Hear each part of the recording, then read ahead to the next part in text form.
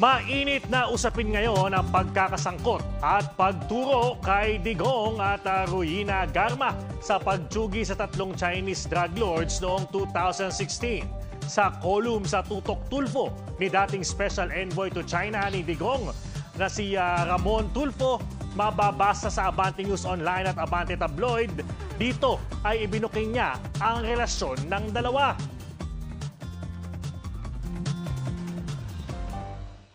Idiniin ni Mon Tulfo si General Manager ng Philippine Charity Sweepstakes Office o PCSO Ruina Garma sa pagpatay ng tatlong Chinese drug trafficking convicts sa prison and penal farm.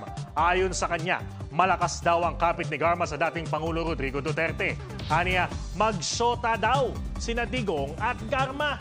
Nalaman daw ito ni Mon Tulfo noong siya ay bumisita sa dating Pangulong Duterte sa Davao City kung saan sinabi ni Duterte na masarap daw makipapanaig sa babaeng naka-uniforme.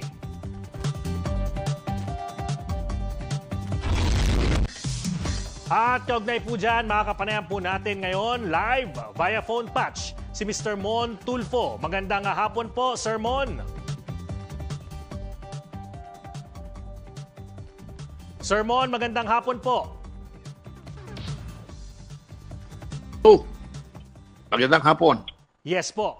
Sir Mon, si Jigo po ito at live po tayo sa Abante Teletabloid. At nagpapasalamat po kami sa inyong panahon po sa aming programa, Sir Mon. Magandang hapon, Diego, sa mga tagapakinig. Yes po. Sir Mon, ito po, no, sa inyo pong pagkakaalam, gaano po ka-close sina Digong at Ruina Garma? Ano po ba ang label sa relasyon nila, Sir Mon, sa inyo pong palagay? Magsyota yan. Boyfriend ni Garma si Digong nung mayor pa niya, mayor ng ating dating Pangulo ay relasyon na sila. Opo. Sir Mon, ito po, no? May alam pa po ba kayong mga lakad ng dalawa? Medyo nawawala. Ayan. Okay. Hello? Ayan po. Yes, Sir Mon, naririnig niyo po ako? Yes. Kaya po. Sama ng, alam mo naman dito sa Pilipinas, ang sama ng komunikasyon din. Ayan po. Ito po, Sir Mon, no? Tanong ko lang po, kung may alam pa po ba kayong mga lakad ng dalawa, like businessman yan, politika, tungkol saan man. May iba pa po ba kayong alam na iba pang side quest kung tawagin, Sir Mon?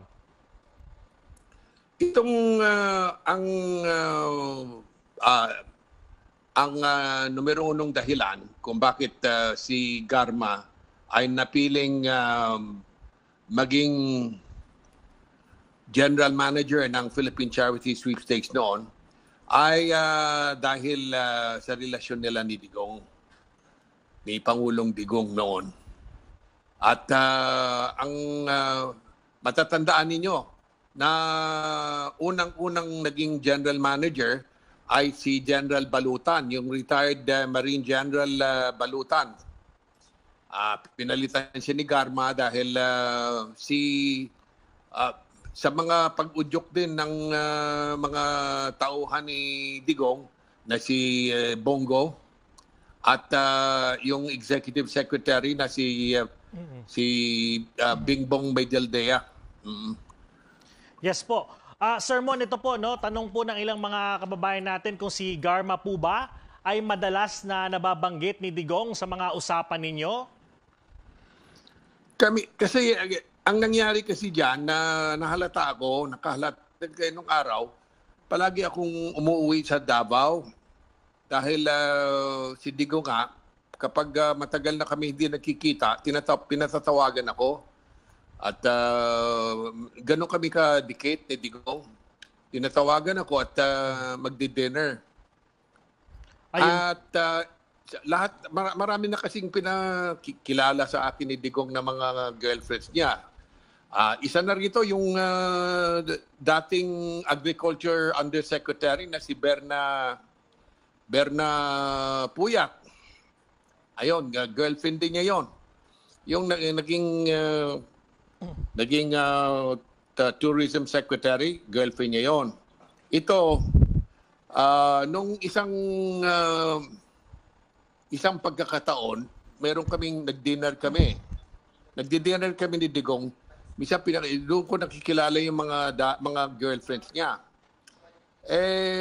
Nakita ko, naka-uniforme itong babae. Tapos iba yung galaw nila, mga tinginan. Sabi ko, nung pumunta sa CR yung babae, si Ruina, si Garma. Sabi ko, bay, ang pangit naman yan. Sabi ko, ba't katabi namin kang gandang babae, mga babae na, ito pangit naman, ba't ano bang nagustuhan mo dito? Sabi niya, masarap kasing, alam mo na, maghibayuhin yung naka-uniforme yung babae. Yun ang sabi niya. Ayun po. Sir Mon. Kaya hindi ako nagtaka nung naging presidente na siya ay kinuha. Pilit na ipinasok si Garma sa PCSO na kahit na yung si Balutan ay isang napakagaling na, yung General Balutan, yung retired general na Marines, si Balutan, napakagaling po na PCSO General Manager yon. Pinasok nila si Garma, inalis nila si Balutan para maipasok si Garma. Ayun po. Kaya hindi ako nagtaka noon. Ayun po. Sir Mon, gusto ko po ito pahabain, ngunit kulang na po tayo sa oras, Sir Mon. Imbitahan na lang po sila sa inyong column po, Natutok Tulfo po, dito po sa Abante, Sir Mon, para sa karagdagang impormasyon pa po. Okay, sige. Okay. Ayun po. Maraming salamat po, Sir Mon Tulfo. Mabuhay po kayo. Maraming salamat din. Mabuhay ka rin. Ang kabuuang kwento sa column ni Ramon Tulfo sa Tutok Tulfo ay mababasa sa Abante Teletabloid at Abante Tabloid, Abante News Online.